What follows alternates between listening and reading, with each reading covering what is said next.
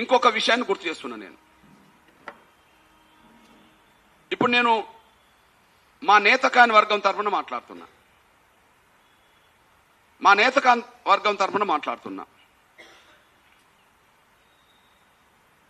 దళితుల జనాభాలో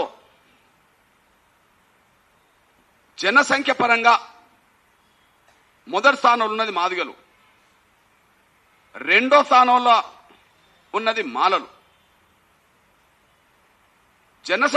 దళిత జనసంఖ్యలో 1,33,000 రికార్డు చూపెడుతున్నది. 1,33,000 పైగా రికార్డు చూపెడుతున్నది. దళితుల జనసంఖ్యలో మూడో స్థానంలో ఉన్నది నా నేతకాని వర్గం. నేతకాని వర్గాన్ని ప్రత్యేక గ్రూపుగా ఎందుకు చూడలేదనే ప్రశ్న ఉన్నది. నేతకాని వర్గంగా సి గ్రూప్లోని ఎందుకు పెట్టారు? బి గ్రూప్లో ఉన్న దాదాపు 7 మాదిగ కులానికి అందుబాటులో ఉన్న వారిని తీసి 1,71,000 తోటి ఒక గ్రూప్ ఏర్పాటు చేసినప్పుడు సి గ్రూప్లో 2 కులాలు నేతకాని మహర్, వాస్తవానికి మహారాష్ట్ర బేస్గా మహర్ నేతకాని వర్గం ఒకే సమూహంగా కొంత చూడబడుతుంటది. బి గ్రూప్లో ఉన్న వాళ్ళను అంటే ఏబిసిడి గతంలో జరిగినప్పుడు బి గ్రూప్లో ఉండబడే అంటే మాదిగల గ్రూప్లో ఉండబడే వాళ్ళను 7 కులాలను తీసుకెళ్లి ఒక సపరేట్ గ్రూప్ చేశారు. ఆ సపరేట్ గ్రూప్ చేయడానికి 1,00,000 దాటిన ఒక కులాన్ని ముందు పెట్టారు. అది మా బుడగ జంగం. బుడగ జంగం సంబంధించిన జనాభా 1,11,000. అంటే దళితుల జనాభాలో 4వ అతిపెద్ద కులం. 4వ అతిపెద్ద కులంగా ఉండబడే బుడగ జంగాలకు ఒక 15 కులాలు కలిపితేనే 1,71,000. 4వ జనసంఖ్య గల కులం బుడగ జంగం. 3వ జనసంఖ్య గల కులాన్నేమో సి గ్రూప్లోనే పెట్టి 4వ జనసంఖ్య గల కులాన్ని బి గ్రూప్ నుంచి పక్కకు పెట్టి సపరేట్ చేసి రిజర్వేషన్ ఇచ్చారు. ఇది కుట్రబుద్ధి కాకపోతే మరేంటి?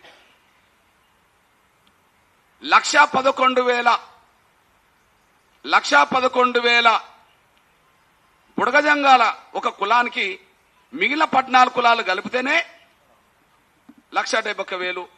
2 లక్షల లోపున్న 15 కులాలను కలిపి ఒక గ్రూప్ చేస్తే దళితుల్లోనే 3వ అతిపెద్ద జనాభా కులమైన 1,33,072 ఒకటి, 31,920 మహర్. 2 కులాలు కలిస్తేనే 1,65,000 అవుతున్నాయి. ఇక్కడ 15 కులాలు కలిస్తే 1,71,000. ఇక్కడ 2 కులాలు కలిస్తేనే 1,65,000 వస్తున్నాయి. దీనికి ఇంకొక 5 కులాలు కలిపితే 2 లక్షల దాకా వస్తాయి. ఒక 5 కులాలు. ఇంకో విషయం గుర్తు చేస్తున్నా నేను. మొదటి గ్రూప్లో 15 కులాలే. మధ్యస్థంగా లబ్ధి పొందిన కులాలు అనబడుతున్న వాళ్ళలో 18 కులాలు. కానీ మెరుగైన గ్రూపులు అనబడుతున్న దాంట్లో మాత్రం 26 చేర్చారు. నేనంటున్నా ఈ 26 నుంచి మొదటి గ్రూప్ లాగానే ఇందులో నుంచి 9 తీసేస్తే ఇక్కడ కూడా 15 అవుతాయిగా. 26 నుంచి ఒక 9 కులాలని నేతకాని మహర్లని బేస్ చేసుకొని కొన్ని కులాలను కలిపితే ఇక్కడ కూడా సపరేట్ గ్రూప్ ఏర్పడుతుంది కదా. అంటే ఇక్కడ ఎందుకు రాలేదు? ఒక దగ్గర 15 కులాల కాడ ఎందుకు ఆగిండ్రు? 2 లక్షలు దాటకపోయినా మిగతా కాడ 18 కులాలు వచ్చినాయి కదా. ఇక్కడ 26 ఎందుకున్నాయి? తర్వాత బి గ్రూప్ లో మహారాష్ట్రకు సంబంధించిన 2 కులాలు ఉంటాయి. మాంగ్ గరోడి. వాళ్ళు చర్మ వృత్తి చేస్తారు, వాళ్ళ చేతిలో డప్పులు కూడా ఉంటాయి. వాళ్ళు చెప్పులు కుడతారు, చర్మకారుల పని చేస్తారు, వాళ్ళ చేతిలో డప్పులు ఉంటాయి. అంటే వాళ్ళు ఎవరు అన్నట్టు? మాదిగలకు దగ్గర. మరి మహార్లు ఎవరు అన్నట్టు? మహారాష్ట్ర బేస్. మాంగ్ అనే కులం పేరు మహారాష్ట్రలో ఉంటుంది ఎక్కువ జనాభా. మహార్ అనే కులం పేరు మహారాష్ట్రలో ఉంటుంది, అంబేద్కర్. దాన్ని అనుసరించి నేతకాని ఉంటుంది. అంటే మాదిగలకు మాంగులు మహార్లు ఎట్లనో మహార్లకు నేతకాని అట్లనే కదా. మరి చర్మ వృత్తి చేసేటోళ్ళు మాదిగలవుతే, డప్పులు కొట్టేటోళ్ళు మాదిగలవుతే వాళ్ళను బి గ్రూప్లో నుండి తీసి మొదటి గ్రూప్లో తీసుకెళ్లారు. అంటే డైరెక్ట్ మాదిగల సంఖ్య ఇక్కడ ఉండకుండా చేయడానికి మాంగ్ గరోడి ఇందులో 14,652. మాంగ్ గరోడి 14,652 అనగలిపారు. డైరెక్ట్ మాదిగల గ్రూప్. అది మహారాష్ట్ర బేస్ కులం. మరి మహార్ కూడా మహారాష్ట్ర బేసే కదా. మాదిగల్లో మాంగులు ఉండద్దన్నప్పుడు,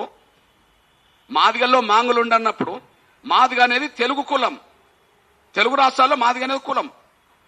మహారాష్ట్ర కులం. మాంగ్ మహారాష్ట్ర కులమే. బార్డర్లు ఉన్నారు కాబట్టి వాళ్ళకి లిస్టులో వచ్చేసారు. మరి మాదిగలకు చాలా దగ్గర ఉండబడే, వృత్తిపరంగా దగ్గర ఉండబడే మాంగుల్లోమో సపరేట్ గ్రూప్ చేసి, మరి అదే మహారాష్ట్ర బేసుకుండబడే మహార్లను మళ్ళా మాలలు ఎందుకు కలుపుకున్నారు? అక్కడ మమ్మల్ని వేరు చేశారు కదా. ఇక్కడ మీరెందుకు ఒకటిగా కనిపిస్తున్నారు? మహార్ అనేది కూడా మహారాష్ట్ర బేస్ కులమే. మాంగ్ గరోడి కూడా మహారాష్ట్ర బేస్ కులమే. ఇక్కడ నుంచి మాదిగల నుంచి దూరం చేశారు. వృత్తిపరంగా చెమార్లు డప్పులు కొడతారు అనే విషయం తెలిసి అక్కడ మహార్ బేస్ను కనీసం నేతకాన్లో కలపకుండా, నేతకాని వర్గంలో ఒక గ్రూప్ ఇవ్వకుండా మాలలే అట్లా అన్న పెట్టుకున్నారంటే, అంటే రిజర్వేషన్ ఫలాలు వర్గీకరణ దాంట్లో కూడా ఇటు మహార్ల అవకాశాన్ని, నేతకాన్ల అవకాశాన్ని, ఇతరుల అవకాశాలను కూడా మాలలే దోసుకోవాలనే ఒక కుట్ర బుద్ధి ఇందులో ఉంటే, మాలల ప్రజాపతిని తీసుకొచ్చిన ఒత్తిడి తలొగ్గే ఇటు కమిషన్ గాని, రేవంత్ రెడ్డి గారి సర్కార్ గాని తలొగ్గడం వల్లనే 3వ అతిపెద్ద కులాన్ని గుర్తించలేకుండా పోయింది.